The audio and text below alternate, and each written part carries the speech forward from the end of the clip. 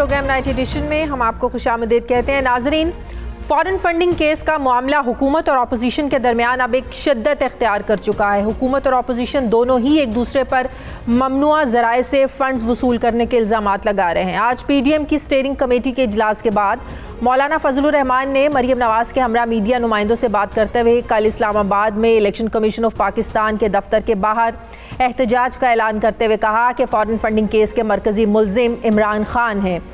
उन्होंने mother of NRO लेकर पाकिस्तान में सियासी अदम इस्तेहकाम पैदा की है। आज मौलाना फजलुर रहमान ने यह सवाल भी उठाया है कि आखिर क्यों 6 सालों से PTI के ख़िलाफ़ फ़ॉरेन फंडिंग केस जो है ये ज़ेरे इल्तवा है, क्यों इलेक्शन कमीशन PTI के ख़िलाफ़ फ़ैसला नहीं दे रहा है। अपनी गुफ्तगू के दौरान मौलाना फजलुर रहमान ने जहाँ कौमी सलामती की हिफाजत की खातिर अवाम से एहतजाज में शिरकत की उन्होंने आज दरख्वास्त की, वहीं उन्होंने PDM के एहतजाजी जलसों के शेड्यूल का भी ऐलान किया। एक तरफ PDM इलेक्शन कमीशन के बाहर एहतजाज कल करने जा रही है, तो दूसरी तरफ वफाकी वज़ीर दाखिला शेख रशीद अहमद कहते हैं कि PTI ने इलेक्शन कमीशन में 41,000 लोगों का डाटा फराहम किया है, लेकिन नून लीग और पीपल्स पार्टी 4,000 लोगों की मालूमात भी फराहम नहीं कर सके हैं। PDM को रेड जोन में दाखिले की इजाज़त होगी। शेख रशीद अहमद ने वाज़ेह अल्फाज में ये कहा कि अगर मौलाना फजलुर रहमान मदरसे के बच्चों को PDM के जलसे में लाए तो कानून हरकत में आएगा। ज़मीनी हक़ाइक़ हमें ये बताते हैं कि हुकूमत और अपोजिशन दोनों ही नाज़रीन ये समझते हैं कि जो फ़ॉरेन फंडिंग केस है और जो ब्रॉडशीट केस है उनके मुखालिफिन के गले पड़ चुका है। अपोजिशन समझती है कि ये हुकूमत के गले में पड़ चुका है, हुकूमत समझती है ये अपोजिशन के गले में पड़ चुका है, मगर कोई भी फरीक शफाफियत के साथ असल हक़ाइक़ कौम के सामने बयान करने के लिए आज भी तैयार नहीं है। वज़ीर-ए-आज़म के नज़दीक उन्हें 2 ममालिक ने फ़ंडिंग की पेशकश की थी, जिसे बकौल वज़ीर-ए-आज़म के उन्होंने कबूल नहीं किया था। वज़ीर-ए-आज़म का ये दावा है कि अब ये मुल्क पाकिस्तान पीपल्स पार्टी और नून लीग को फ़ंडिंग कर रहे हैं, जबकि अपोजिशन क़यादत PTI पर इसराइल और भारत से फ़ंडिंग के इल्ज़ामात लगा रही है। आज इलेक्शन कमीशन की जानिब से पार्टी फ़ंडिंग केस में पीपल्स पार्टी और नून लीग को भी बुलाया गया था। पार्टी फ़ंडिंग केस का जो नतीजा है ये क्या निकलेगा ये तो यकीनन आने वाला वक्त ही बताएगा, मगर सवाल ये है कि इस केस में PTI जो है वो 7 सालों से डिलेइंग टैक्टिक्स क्यों इस्तेमाल कर रही है, क्यों ताख़ीरी हरबे जो तहरीक इंसाफ है ये आज तक इस्तेमाल करती आ रही है, क्यों इलेक्शन कमीशन 70 से ज़ायद समातें करने के बावजूद इस केस का फ़ैसला नहीं कर पाया। पार्टी फंडिंग से हटकर अगर हम ब्रॉडशीट केस की बात करें तो हुकूमत के मुशीर बराए एहतसाब शहजाद अकबर की तरफ से ब्रॉडशीट केस की तफसीलात शेयर की गई। शहजाद अकबर ये समझते हैं कि ब्रॉडशीट के मामले में जो अदायगियाँ की गई वो माजी में जो डील्स की गई और जो NRO दिए गए ये उसकी कीमत चुकाई गई है। अब सवाल ये है कि फ़ॉरेन फंडिंग केस और ब्रॉडशीट केस किसके लिए ज़्यादा ख़तरनाक साबित हो सकता है, किसके गले पड़ सकता है। सवाल ये भी अहम है कि क्या ये जो केसेस हैं ये सिर्फ इल्ज़ाम तराशी की हद तक ही रहेंगे या वाक़तन इनका कोई नतीजा भी निकलेगा। सवाल ये भी अहम है कि इन केसेस से अवाम को क्या मिलेगा। इस बहस में अवाम को उलझाकर उन्हें क्या लॉलीपॉप देने की कोशिश की जा रही है। इसी पर बात करने के लिए मुझे ज्वाइन किया वज़ीर मुमलिकत बराए पार्लिमानी उमूर तहरीक इंसाफ के रहनुमा अली मोहम्मद ख़ान साहब ने। अस्सलाम वालेकुम, बहुत बहुत शुक्रिया अली मोहम्मद ख़ान साहब आपका। अली साहब, बात यह है आपके मॉरली और एथिकली होना तो ये चाहिए कि फ़ॉरेन फंडिंग केस का मामला हो या ब्रॉडशीट केस का मामला हो, दोनों तरफ जो कानून है वो एक की तरह का लागू होना चाहिए। पाकिस्तान पीपल्स पार्टी का मामला हो, नून लीग का हो या तहरीक इंसाफ का ये मामला हो। अब बात ये है कि अपोजिशन के इस मौक़िफ़ में तो बहुत वज़न है कि 7 सालों से PTI फ़ॉरेन फंडिंग केस चल रहा है, इसका फ़ैसला अभी तक क्यों नहीं आया। आखिर तहरीक इंसाफ इस्लामाबाद हाई कोर्ट में 5 बार गई, इसकी कार्रवाई को रुकवाने के लिए कहा गया कि इलेक्शन कमीशन को कार्रवाई से रोका जाए, डिलेइंग टैक्टिक्स यूज़ किए गए। लेकिन बात यह है कि जो उज़्र आज तहरीक इंसाफ पेश कर रही है कि अमेरिका में अपने एजेंट्स को गैर कानूनी फंडिंग का जो जिम्मेदार ठहरा रहे हैं, अगर ये मामला इतना सिंपल था, इतना सादा था, 7 सालों तक लटकाया क्यों गया? फिर ये उज़्र तो पहले दे देना चाहिए था तहरीक इंसाफ को। बिस्मिल्लाहिर्रहमानिर्रहीम, अल्लाहुम्मा सल्लि व सल्लिम व बारिक अला सय्यिदिना मोहम्मद। बहुत शुक्रिया। सबसे पहले तो हमें ये देखना होगा कि तहरीक इंसाफ और बाकी जमातें चलती कैसी हैं। तहरीक इंसाफ जो है वो बेसिकली अपने वर्कर्स की जो पेड वर्कर्स हैं उनकी फंडिंग से चलती है, जो कंट्रीब्यूशन करते हैं। जिस तरह चंदे से इमरान खान साहब ने अस्पताल बनाया फिर चंदे से ही नवल यूनिवर्सिटी बनाई, इसी तरह चंदे से हम अपनी जमात जो हमारे मेंबर्स होते हैं वो कंट्रीब्यूट करते हैं।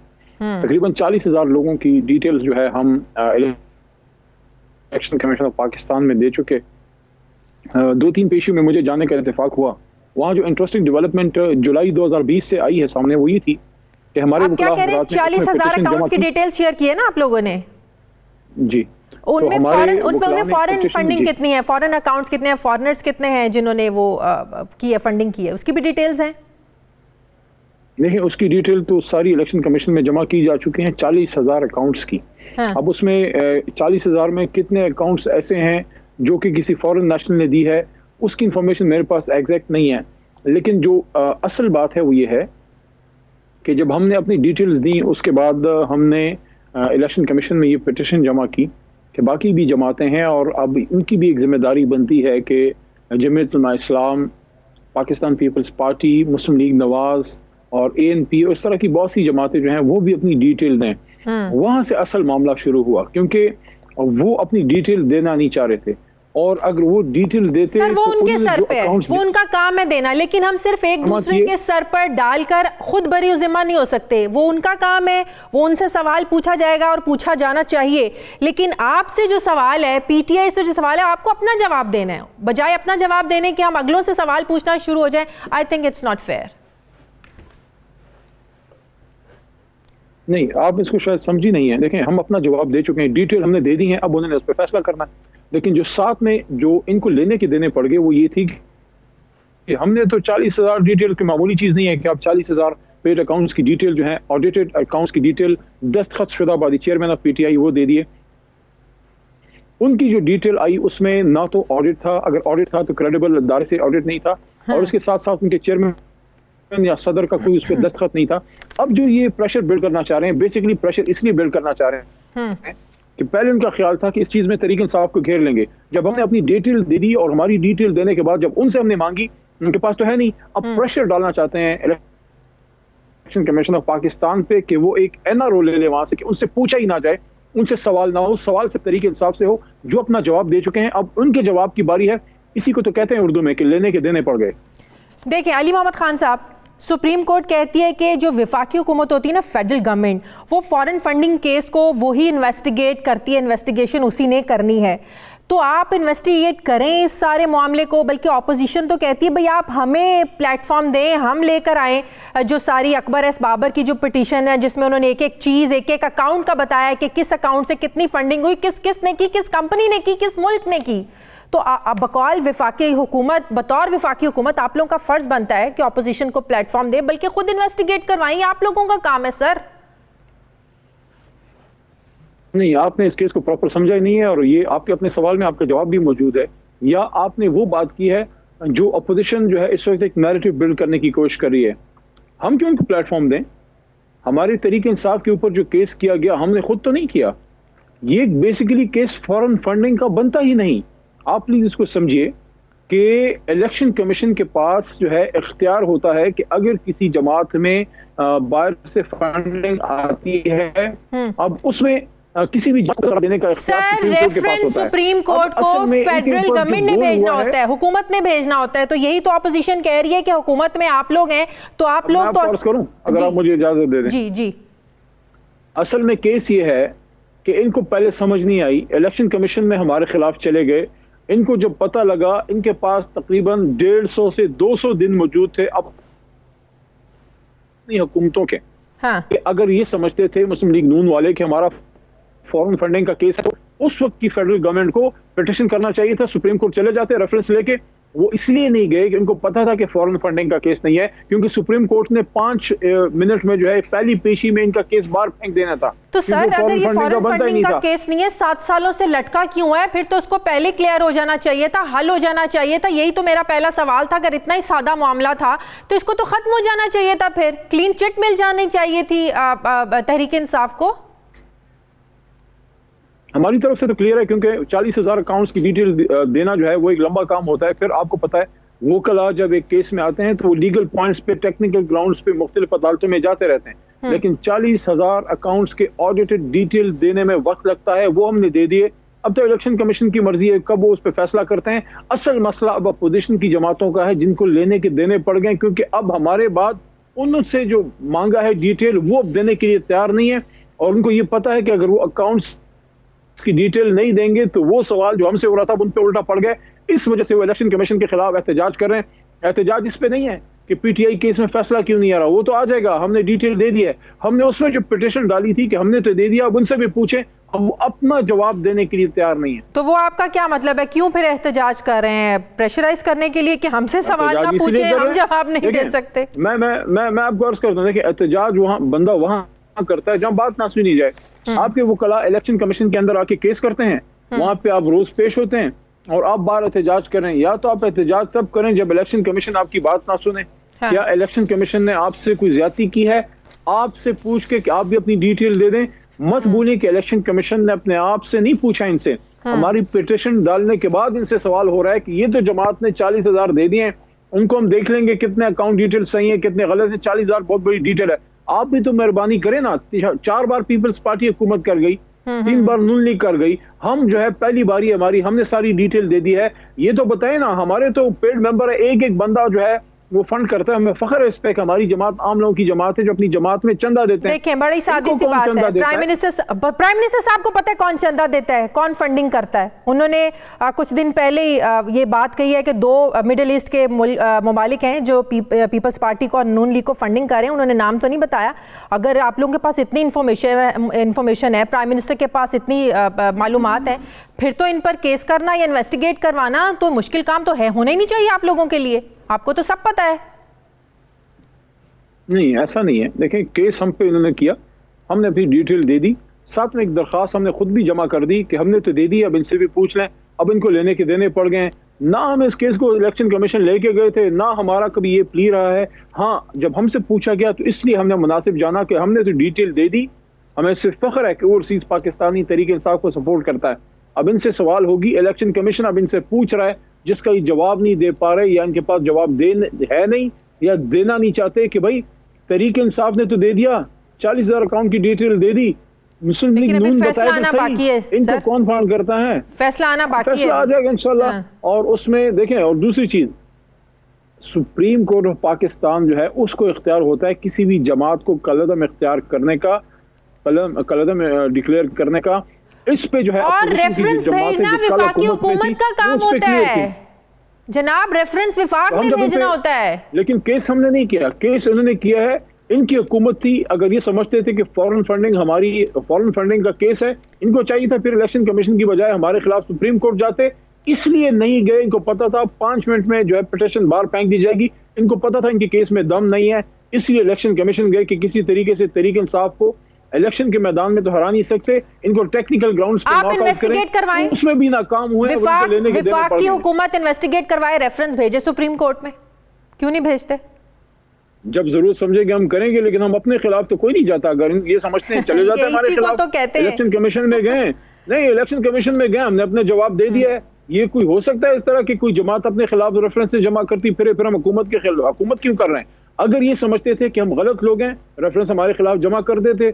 जिस पिटीशन को लेके ये इलेक्शन कमीशन गए, उस फोरम में हमने अपना जवाब दे दिया है।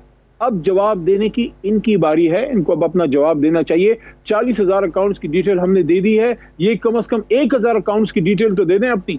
ठीक है, बहुत बहुत शुक्रिया तहरीक इंसाफ के रहनुमा अद खान साहब मेरे साथ है, थैंक यू वेरी मच। मुझे प्रोग्राम में एक ब्रेक लेनी है, नाज़रीन वापस आते हैं छोटे से वक्फे के बाद।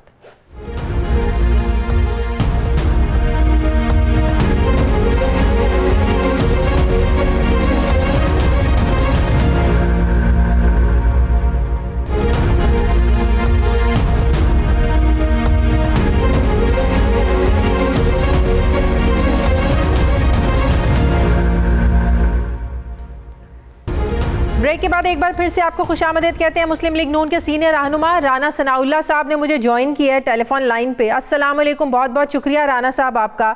राना साहब, कल पीडीएम क्यों एहतजाज करने जा रही है इलेक्शन कमीशन के बाहर? हुकूमत तो कह रही है कि पीटीआई फॉरेन फंडिंग केस में जो है ना वो हम कलअदम नहीं होंगे, नून लीग ने जो गड़ा खोदा खुद ही आप लोग इसमें गिरने जा रहे हैं। 4 सालों से नून लीग और पीपल्स पार्टी का फॉरेन फंडिंग केस चल रहा है। अपने फंड्स की डिटेल आप लोगों ने दी नहीं है। हमने तो 40,000 अकाउंट्स की डिटेल्स भी दे दी है इलेक्शन कमीशन को, आप तो 1,000 अकाउंट की डिटेल नहीं दे सके हैं।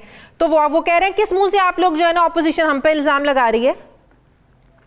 देखें जी, इस गड़े में हम 100 बार गिरे, हाँ, लेकिन इनको जरूर गिराएंगे। इनको बिल्कुल इसमें कोई कंसेशन रायत नहीं देंगे। इन्होंने जो है ये गैर कानूनी फंडिंग जो है वो वसूल की है, हाँ, उसका एतराफ़ जुर्म ये कर चुके हैं। खुद इन्होंने लिख के दे दिया है यह है कि हमने ये गैर कानूनी गैर मुल्की फंडिंग जो है वो हमने की है, लेकिन हमारे एजेंट्स ने की है। वो एजेंट्स जो है ये मालूम पड़ गया है कि वो इनकी कंपनियां हैं जो इन्होंने खुद रजिस्टर्ड करवाई हैं, वो कोई सेपरेट या इंडिपेंडेंट आइडेंटिटी नहीं है। अच्छा, और ये जो गैर कानूनी फंडिंग है, ये गैर कानूनी फंडिंग नहीं है, सिर्फ ये मुल्क दुश्मन फंडिंग है। तो आप लोगों ने सारी डिटेल्स हासिल कर ली हैं इसकी? इंडियन जी बिल्कुल, अब सारे हर चीज जो है तो सर मेरी एक बात सुनिए, 2014 में ये केस किया अकबर एस बाबर ने। ज्यूश लॉबीज है, हाँ, ये उनसे पैसा इन्होंने लिया है और ये इस मुल्क के ऊपर मुसल्लत। राणा साहब 5 साल आप लोगों की हुकूमत नहीं रही है, क्यों आप लोगों ने इस केस को परसू नहीं किया? इसको तो मंतकी अंजाम तक तभी पहुंचा देना चाहिए था। फेडरल में बैठे थे, नवाज शरीफ साहब वजीर आजम थे, 2014 में अकबर एस बाबर ने पिटीशन दायर की, तभी आप लोगों को तो कर देना चाहिए था। ये नहीं, ये अदालतों के पीछे छुपे हुए हैं, लोगों की ये तलाशियां लेता है, तो खुद जो है ये अदालतों के पीछे छुपता है। नहीं तो 2013 से 18 तक तो आप लोग थे ना हुकूमत में। नहीं, वो बाबा रहमते साहब ने जो है वो हमारी एक नहीं चलने दी, उन्होंने इसको सादिक और अमीन भी डिक्लेयर किया और जो है वो स्टे भी दिया। आज आप लोगों को बुलाया हुआ था, अकाउंट्स की डिटेल जमा करवाई है नून लीग ने, पीपल्स पार्टी को भी बुलाया था? बिल्कुल, अब हमने अपनी डिटेल्स जो है वो दे दी है। अच्छा, और ये मैं आपको बता दूं कि PMLN का कोई फॉरेन फंडिंग अकाउंट नहीं है। PMLN का कोई फॉरेन फंडिंग अकाउंट नहीं है? हाँ नहीं, बिल्कुल नहीं। तो आपने यही जमा करवाया जवाब, इसका अपनी डिटेल क्या शेयर की होंगी आप लोगों ने? देखिए, नहीं डिटेल जो हमारे अकाउंट्स यहाँ पाकिस्तान में है, हाँ, हमारा कोई फॉरेन अकाउंट नहीं है PMLN का, तो जो हमारे पाकिस्तान के अंदर अकाउंट्स हैं उनकी हमने सारी डिटेल दे दी है। उन्होंने कुछ तफसीलात और मांगी है, वो भी हम देंगे, लेकिन हमारा केस तो अभी कल शुरू हुआ है ना, इनको 6 साल हो गए हैं। आपका फैसला होना चाहिए। 2017 में शुरू हुआ। नहीं तो कल जो एहतजाज करने जा रहे हैं, इस गड़े में क्या होगा? इलेक्शन कमीशन को प्रेशराइज करने जा रहे हैं। इलेक्शन कमीशन ने तो फैसला तभी देना है सर जब कार्रवाई करनी है उन्होंने। आपके एहतजाज करने या ना करने से तो फैसला जल्दी देर से नहीं आना। देखिए जी, मामला ये है कि हमारे ये अदारे जो हैं ये कमजोर हैं, और जिस तरह से आपको पता नहीं है कि ये 2 दिन पहले चेयरमैन नैब की मीटिंग हुई है सलीम मांडीवाला साहब के साथ चेयरमैन सेनेट के ऑफिस में, और वहाँ पे और लोग भी मौजूद थे, और वहाँ पे उसने कहा कि मुझे ब्लैकमेल किया जा रहा है, मुझे ब्लैकमेल करके जो है वो अपोजिशन के खिलाफ जो है वो कार्रवाई करवाई जा रही है। ये तो हाल है इस वक्त। तो ऐसी सूरत हाल में एहतजाज ना किया जाए तो और क्या किया जाए? लेकिन वजीर आजम साहब आपको पता है ये भी कह चुके हैं कि नून लीग और पीपल्स पार्टी को 2 मिडिल ईस्ट के कंट्रीज हैं जो फॉरेन फंडिंग कर रहे हैं। ये तो उल्टा आप लोगों के गले पड़ सकता है। इलेक्शन कमीशन इस पर खुद नोटिस भी ले सकता है। हमारे गले पड़ जाए, हमारा गला कटता है कट जाए, लेकिन इनका जरूर कटेगा।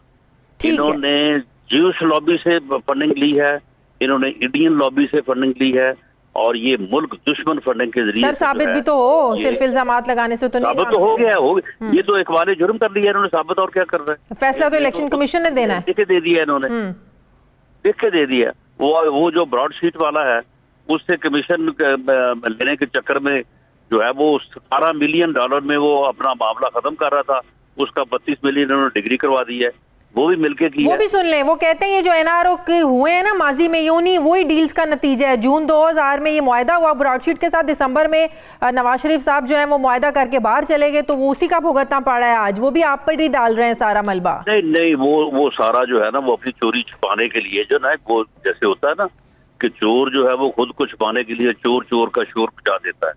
ये आज की जो प्रेस कॉन्फ्रेंस थी ना शहजाद अकबर साहब, ये चोर मचाए शोर वाली। ठीक है, बहुत बहुत शुक्रिया, बहुत शुक्रिया। नाज़रीन, मुझे ज्वाइन किया है साबिक secretary election commission Kanwar Dilshad साहब ने। अस्सलाम वालेकुम, बहुत बहुत शुक्रिया कंवर दिलशाद साहब आपका। कंवर दिलशाद साहब, तहरीक इंसाफ तो बड़ी सेटिस्फाइड है, वो बड़ी मुतमईन है कि भाई हमने फॉरेन फंडिंग केस में 40,000 अकाउंट्स की डिटेल दे दी है। ऑपोजिशन तो पीपल्स पार्टी और नून लीग वाले 1,000 अकाउंट की डिटेल नहीं दे सके।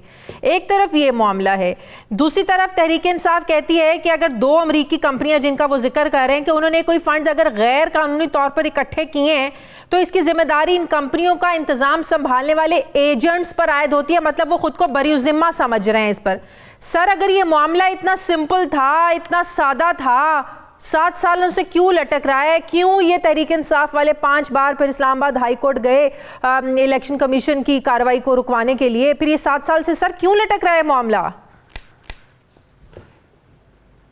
असूली तौर पर जो प्राइम मिनिस्टर साहब के जो आईनी माहिरीन हैं या जिनसे वो मशावरत करते हैं, उन्होंने इस फॉरेन फंडिंग केस की संगीनी के बारे में वजीर आजम को अंधेरे में रखा हुआ है। वजीर आजम को सही गाइडलाइन नहीं दी जा रही कि ये बहुत सीरियस मसला है और 6.5 साल से इलेक्शन कमीशन में ज़ेरे अल्तवा है और वो इसके लिए मुख्तलिफ अदालतों से तकरीबन 4 साल तक वो स्टे ऑर्डर भी लेते रहे।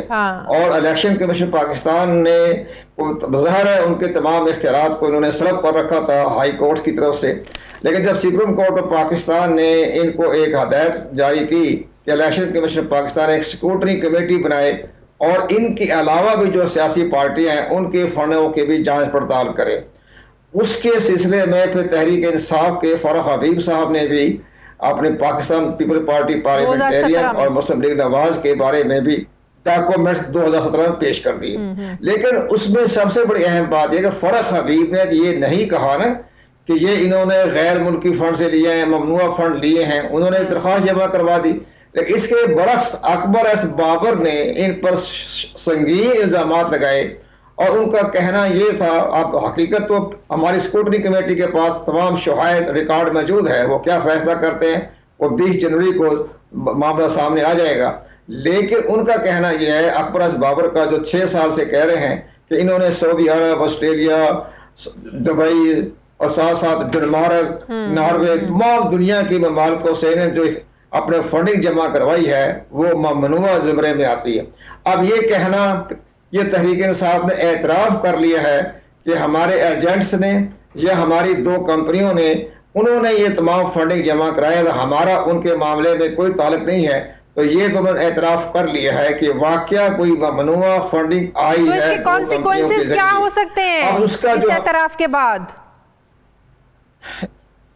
इसके सबसे बड़ी अहम बात यह है कि इस पर अगर कोई सियासी जमात भी हो, हम नाम नहीं लेते, कोई सियासी जमात भी हो, अगर वो हमारा जो इलेक्शन एक्ट 2017 का सेक्शन 204 की जद में आते हैं तो उस पार्टी के ममनुआ जो है फंडिंग वो बहके सरकार जब्त हो जाएंगे, स्टेट बैंक ऑफ पाकिस्तान के अकाउंट में चले जाएंगे। तो कमर साहब, ऐसा तो कोई नहीं हो सकता कि पार्टी मुअत्तल हो जाए, पार्टी खत्म हो जाए, ऐसा तो कोई नहीं हो सकता। सिर्फ ये है कि वो जो फंड्स होंगे वो जब्त हो, ज्यादा से ज्यादा ये हो सकता है। नहीं, सिर्फ फंड के नहीं, इसके फंड जब्त करने के आगे बड़े साइड इफेक्ट है ना इसके। वो उसके ये हो जाता है कि इलेक्शन कमीशन ऑफ पाकिस्तान के पास इख्तियारात नहीं है कि किसी सियासी जमात को जो है वो कलदम करार दे या तहरीर करे। ये तमाम इख्तियारात जो है वो सुप्रीम कोर्ट ऑफ पाकिस्तान के पास हैं। अब इसके साथ साथ सुप्रीम कोर्ट ऑफ पाकिस्तान को फिर रेफरेंस किसने भेजना है?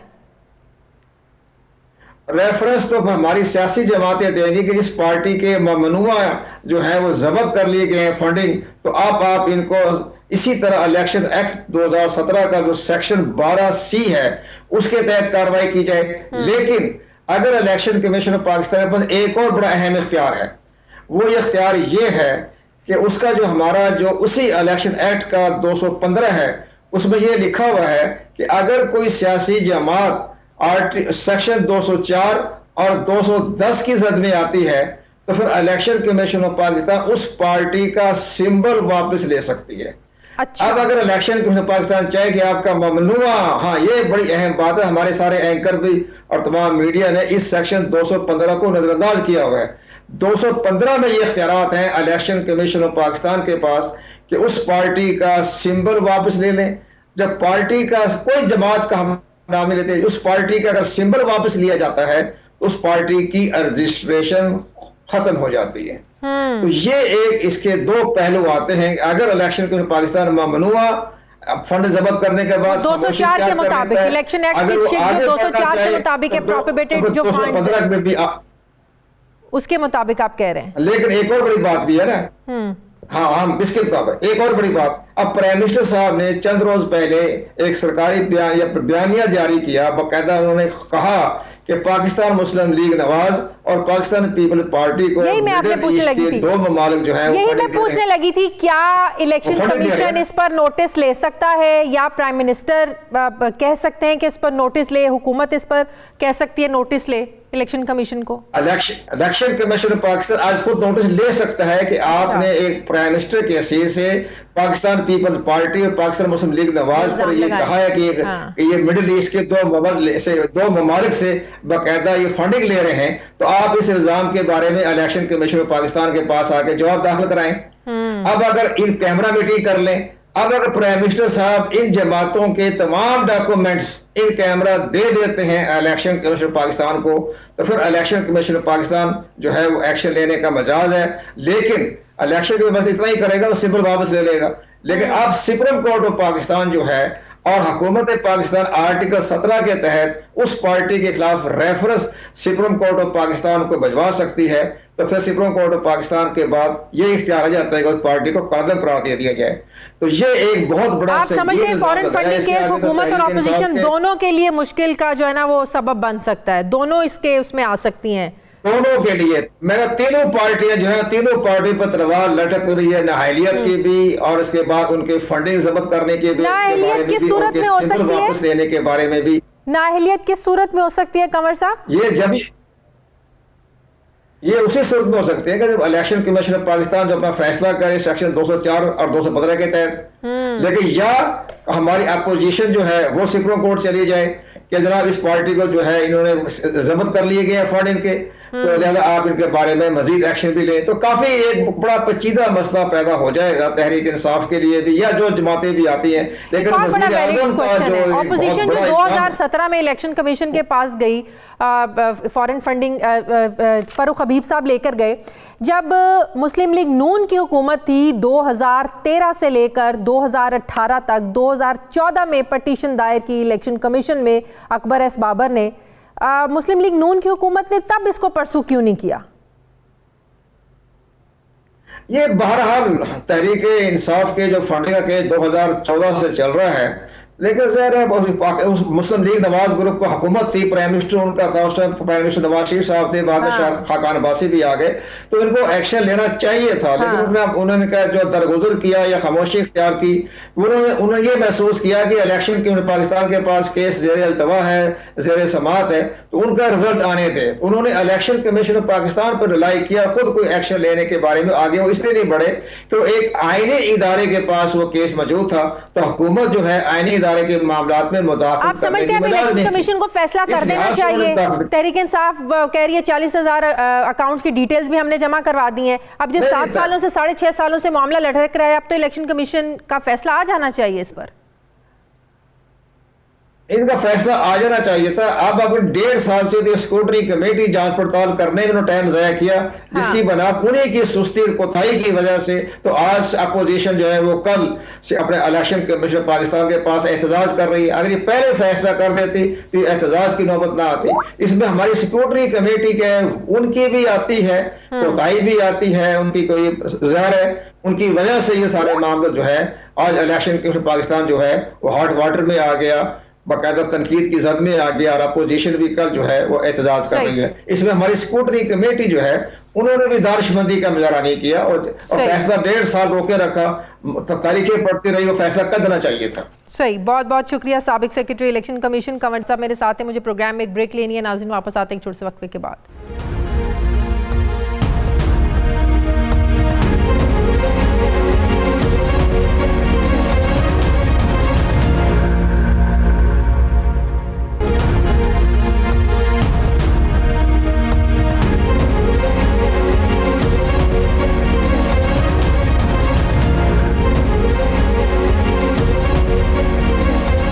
एक बार फिर से आपको खुशामदीद कहते हैं नाजरीन। अर्नब गोस्वामी स्कैंडल ने भारत का मकरू चेहरा एक मर्तबा फिर पूरी दुनिया के सामने बेनकाब कर दिया है। मीडिया रिपोर्ट्स के मुताबिक भारत में टेलीविज़न की रेटिंग में हेरा फेरी से मुतालिक तहकीकात के दौरान रिपब्लिक मीडिया नेटवर्क के editor in chief Arnab Goswami और रेटिंग एजेंसी के सरबराह थोदास गुप्ता के दरमियान होने वाली व्हाट्सएप चैट ने पुलवामा धमाके की हकीकत से पर्दा उठाकर पाकिस्तान का जो मौक़िफ़ था उसको सच साबित कर दिया है। तफसीलात के मुताबिक अर्नब गोस्वामी को भारत के बहुत से खुफिया राजों का पहले से इल्म था और पुलवामा हमले से वो अपने चैनल की रेटिंग को बढ़ाने की भी बातें कर रहा था। इस चैट से ये सनसनीखेज इंकशाफ भी हुआ है कि अर्नब गोस्वामी बालाकोट पर भारतीय हमले और मकबूजा कश्मीर की खुसूसी हैसियत ख़त्म करने के इक़दाम से मुतालिक पहले से ही आगाह था। अर्नब गोस्वामी से मुतालिक इंकशाफात मंजर आम पर आने के बाद अब इसे चैट गेट स्कैंडल का नाम दिया जा रहा है, जबकि कांग्रेस समेत दीगर जो अपोजिशन जमातें हैं उन्होंने भी अर्नब गोस्वामी मामले की मुश्तरका पार्लिमानी कमेटी से इंक्वायरी करवाने का मुतालिबा किया है। अब एक तरफ भारत के अंदर अपोजिशन जमातें ये कह रही हैं कि अगर अर्नब गोस्वामी स्कैंडल में सच्चाई है तो इसका मतलब ये है कि 2019 के आम इंतखाबात और बालाकोट फ़ज़ाई हमलों के दरमियान बराह रास्त डायरेक्टली एक लिंक है, एक ताल्लुक़ है और मोदी सरकार ने महज इलेक्शन जीतने के लिए मुल्क की सलामती को दांव पर लगाया। दूसरी तरफ इस मामले पर आज वज़ीर-ए-आज़म इमरान खान ने अपने ट्विटर पैगाम में कहा है कि साल 2019 में उन्होंने अक़वाम मुत्तहिदा की जनरल असम्बली में इस हवाले से बात की थी कि भारत की फाशिस्ट मोदी सरकार ने बालाकोट हमले को किस तरह अपने मकामी इंतखाबात में फ़ायदे के लिए इस्तेमाल किया। वज़ीर-ए-आज़म इमरान खान ने कहा कि मारूफ भारतीय सहाफ़ी और मोदी सरकार के राब्तों से भारत नापाक अज़ाइम, गठजोड़ और जंगी जुनून इनका सामने आया है। मोदी सरकार ने मर्जी के इंतखाबी नताइज हासिल करने के लिए पूरे खित्ते को अदम इस्तेहकाम से दो चार किया और एक ख़तरनाक फ़ौजी मुहिम जोई का मुर्तकिब हुआ, जबकि पाकिस्तान ने बालाकोट हमले का ज़िम्मेदाराना नपतुला जवाब देकर एक बड़े बहरान को टाला। इसके बावजूद मोदी सरकार भारत को फाशिस्ट स्टेटस में तब्दील करने का काम जारी रखे हुए है। भारत की जानिब से पाकिस्तान में दहशतगर्दी की स्पॉन्सरशिप, मकबूजा कश्मीर में इसकी इंसानी हुकूक की खिलाफ वर्जियाँ और हमारे खिलाफ 15 साल से जारी भारत की आलमी डिसइंफॉर्मेशन मुहिम अब पूरी दुनिया पर आश्कार हो चुकी है। पाकिस्तान मोदी सरकार के फाशिज्म और पाकिस्तान के खिलाफ भारत के मतनाज़े डिज़ाइंस को बेनकाब करता रहेगा। इसके साथ साथ पाकिस्तान आलमी बिरादरी पर यह ज़ोर देता रहेगा कि बैनुल-अक़वामी बिरादरी भारत को उसके जारहाना और अस्करी एजेंडे से रोके, इससे पहले कि इंतहा पसंद मोदी सरकार खित्ते के अमन को एक ऐसी जंग में धकेल दे जिस पर बाद में काबू ना पाया जा सके। अब ज़मीनी हक़ाइक़ नाज़रीन ये बताते हैं कि भारत के मज़मूम मकासद डिसइंफो लैब की तहकीकाती रिपोर्ट के ज़रिए पहले ही दुनिया के सामने आ चुके हैं। चंद रोज़ पहले बरतानवी अरकान पार्लियामेंट ने भी मकबूजा कश्मीर में भारतीय मज़ालिम पर तशवीश का इजहार करते हुए आलमी इदारों से कश्मीरियों की नस्लकुशी रोकने का मुतालिबा भी किया। अब सवाल ये है कि भारतीय एंकर की व्हाट्सएप चैट ने किस हद तक मोदी सरकार का चेहरा बेनकाब किया है। सवाल ये भी है कि अर्नब गोस्वामी के इंकशाफात पर भारत के खिलाफ आलमी सतह पर क्या कोई कार्रवाई होगी। सवाल ये भी अहम है कि पाकिस्तान इन तमाम इंकशाफात को भारत के खिलाफ कैसे बेहतर अंदाज में इस्तेमाल करके भारत को पूरी दुनिया के सामने बेनकाब कर सकता है। मैं बात करूंगी, मुझे ज्वाइन किया है दिफाई तज्ज़ियाकार जनरल रिटायर्ड नईम खालिद लोधी साहब ने। अस्सलाम वालेकुम, बहुत बहुत शुक्रिया जनरल साहब आपका। जनरल साहब, वैसे तो भारत मोदी के इक़दामात की वजह से पूरी दुनिया में बेनकाब हो ही रहा है, चाहे वो पाकिस्तान के ख़िलाफ़ साजिशें हों, कश्मीर में मुसलमानों पर मज़ालिम का किस्सा हो या भारत के अंदर अपने मुसलमानों के अंदर जो जुल्म का बाज़ार जो गर्म किया है, पूरी दुनिया के सामने ये मामलात हैं, किसी से ये ढके छुपे नहीं हैं। लेकिन अब जो अर्नब गोस्वामी स्कैंडल सामने आया है, जिस तरीके से चैट में जो इंकशाफात सामने आए हैं, किस तरह पुलवामा हमला करवाया गया, किस तरह से ये ड्रामा रचाया गया, आपको लगता है कि दुनिया इस पर एक्शन लेगी? पाकिस्तान इसको कैसे मजीद एक्सपोज कर सकता है? जी बहुत शुक्रिया। देखिए, हमारे लिए तो ये बात कोई नई नहीं है, लेकिन आपने देखा होगा कि बॉम्बे टैक्स के मतलब जब एक किताब जर्मनी में छपी, इंडिया बिट्रेड, फिर वो सारी दुनिया को पता चला। उसके बाद ये कल परसों ही की बात है, गो कि ये किताब तो 2017 में आई है, लेकिन उस पर अभी तबसरे शुरू हुए हैं। जो एनमीज एनमी एक यूके में इंडियन एक ऑथर हैं, उन्होंने ये जो छापी है। फिर ये जो आप बात हुई, इससे पहले डिसइंफॉर्मेशन लैब वाली और अभी ये जो बात कर रही है, ये सिर्फ एक इंडिविजुअल एक्सपोज नहीं हुआ, आप ठीक कह रही हैं, और ये सिर्फ उनका मीडिया एक्सपोज नहीं हुआ बल्कि उनकी स्टेट एक्सपोज हुई है। Very true. तो जो प्राइम मिनिस्टर साहब ने जो ट्वीट किया मेरे ख्याल वो बिल्कुल दुरुस्त है, कि इससे पता चलता है कि ये पूरा रजीम एक फाशिस्ट रजीम है, और हिंदुस्तान को ये सोचने की जरूरत है कि यार उनके टॉप सीक्रेट्स इस तरीके से एंकर्स के हाथों में है। मतलब अभी आपसे अगर मैं पूछूं कि क्या आपको मालूम है कि पाकिस्तान आर्मी ने क्या प्लान बना रखा है कि अगर हमला हुआ तो हम क्या करेंगे, तो आप कहेंगे जी हमें तो नहीं पता, इतना मालूम है कि अच्छा जवाब होगा। मुझे भी नहीं पता, हालांकि मैं रिटायर्ड लेफ्टिनेंट जनरल हूँ। आई डू नॉट नो कि जी पाकिस्तान के प्लान क्या है, अगर कोई होता है तो स्टेट सीक्रेट्स जो हैं वो इसी के रखे जाते हैं। लेकिन सवाल ये पैदा होता है मेरी बहन, और ये हमारे नाज़रीन को भी सोचना चाहिए कि हिंदुस्तान तो प्रैक्टिकल एक्शन कर रहा है, जो कुछ भी कर रहा है। जो अफगानिस्तान की तरफ से हमला हो रहा है वो एक प्रैक्टिकल एक्शन है हमारे खिलाफ।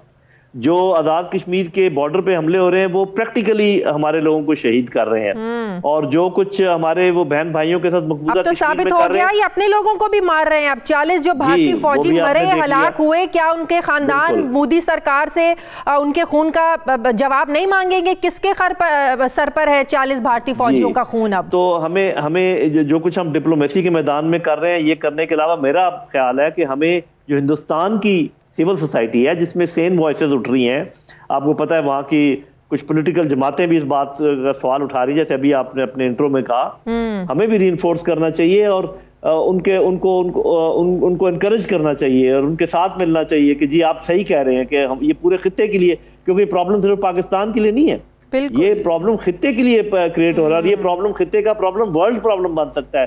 क्योंकि जब आप एटमी ताकतें आपस में इस किस्म का स्टैंड ऑफ होता है तो फिर आपको पता है कि किस किस्म के नताइज निकल सकते हैं। लेकिन एक बात सोचने की है, और वो हमारी लीडरशिप को सोचना चाहिए, हमारे इंटेलिजेंसिया को सोचना चाहिए कि जब चीन और हिंदुस्तान के दरमियान स्टैंड ऑफ हुआ तो पूरी दुनिया आपने देखा दौड़ी दौड़ी आई, उन्होंने रूस में जाके वो हुआ, उन्होंने उसका बीच बचाव करने की कोशिश की।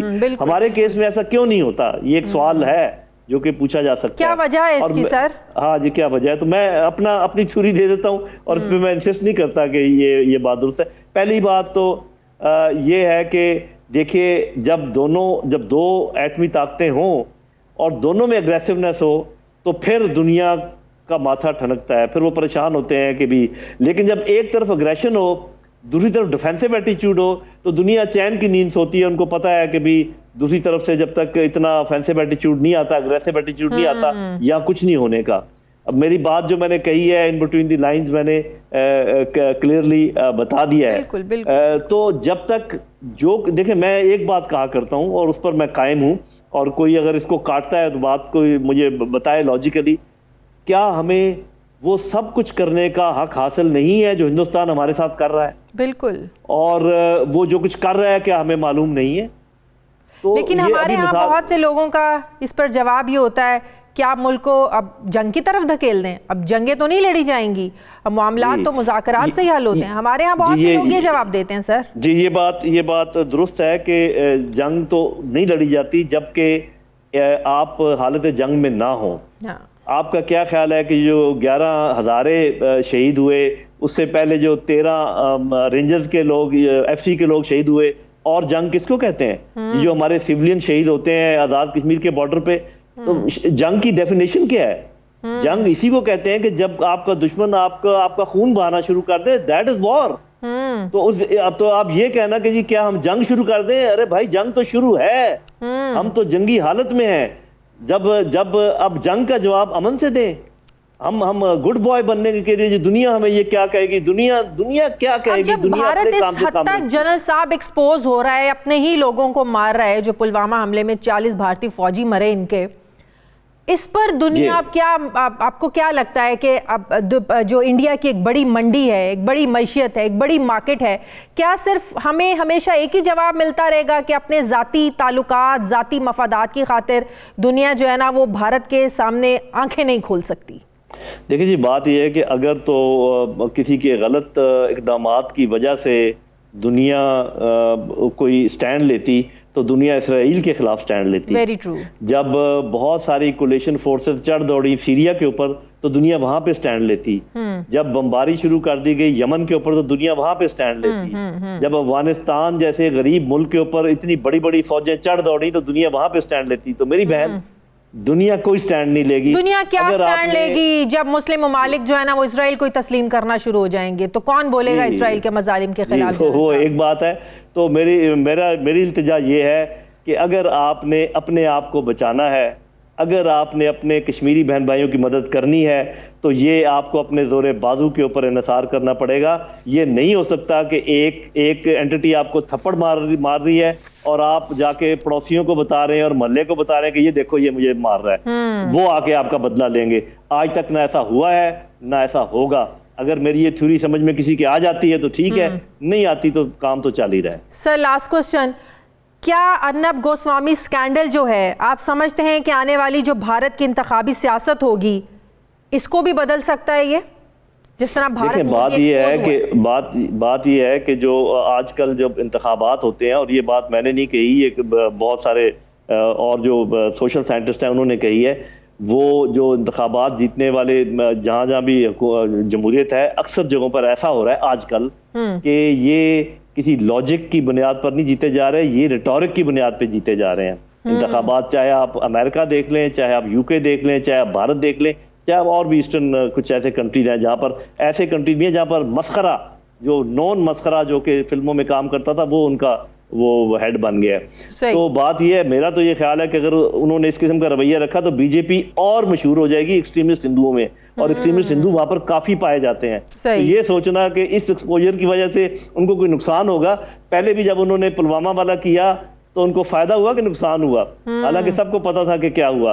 तो ये जरा सोच को सीधा करने की जरूरत है। वाकया बड़ी मिसाल है सबके सामने। वहां पर वो जीता, और जितना वो पाकिस्तान के खिलाफ ये करेंगे, जितना वो शो करेंगे कि हम, चाहे वो बात सच्ची हो या गलत हो, जितना वो शो करेंगे कि हम पाकिस्तान को सबक सिखाएंगे, उतना वो ज्यादा वहां पर मशहूर होंगे।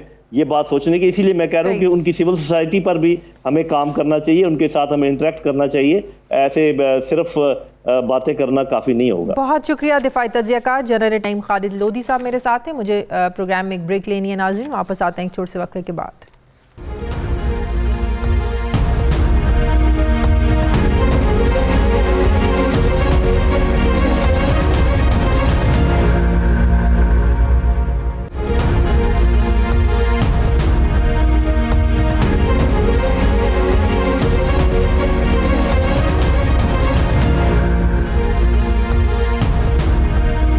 ब्रेक के बाद एक बार फिर से आपको खुशामदीद कहते हैं नाजरीन। वज़ीर आज़म इमरान खान की तमाम तर कोशिशों के बावजूद तवानाई का शोबा बहरान से निकलने की बजाय मज़ीद मुश्किलात से दो चार हो गया है। ज़रा इस हवाले से बताते हैं कि पेट्रोलियम डिवीज़न ने गैस की बदतरीन किल्लत की वजह से 1 फरवरी से 800 से ज़ायद सनतों को गैस की सप्लाई बंद करने की सिफारिश की है।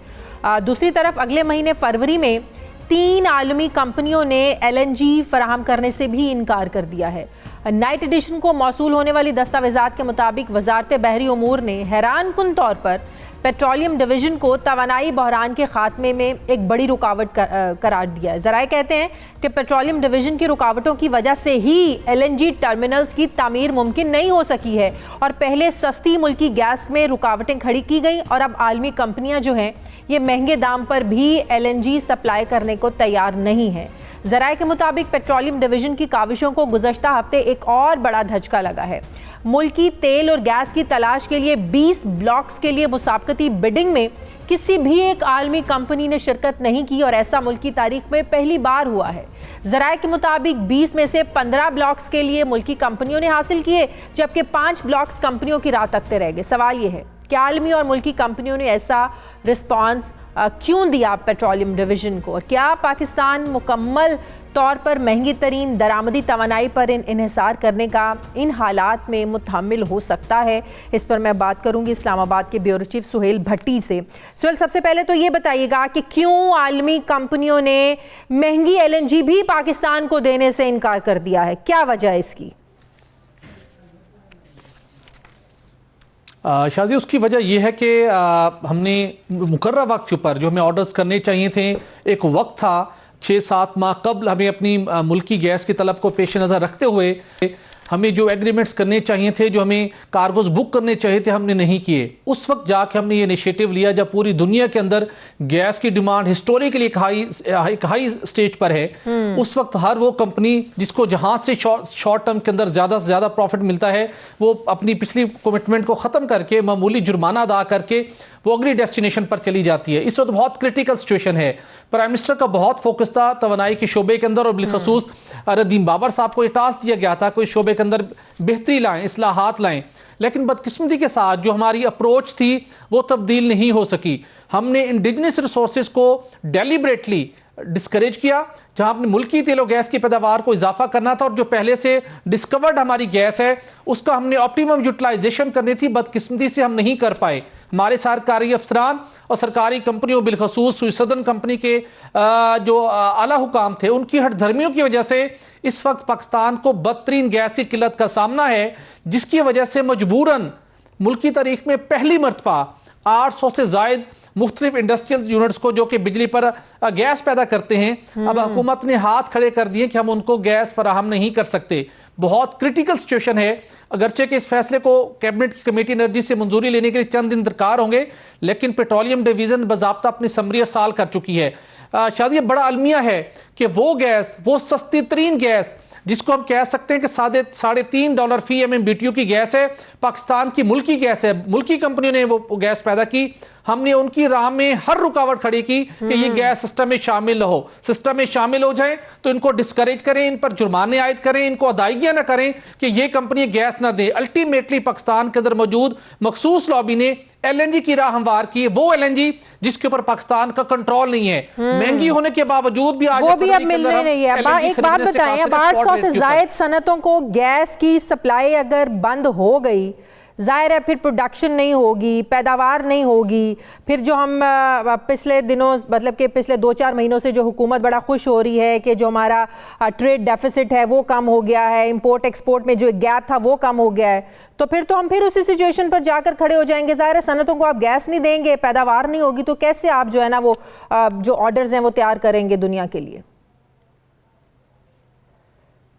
शायद ये बहुत क्रिटिकल कंडीशन है। प्राइम मिनिस्टर इमरान खान साहब को इस मामले का नोटिस लेना चाहिए। इसको इसके लिए संजीदा इक़दामात की जरूरत है। वजह यह है कि दुनिया का कोई भी मुल्क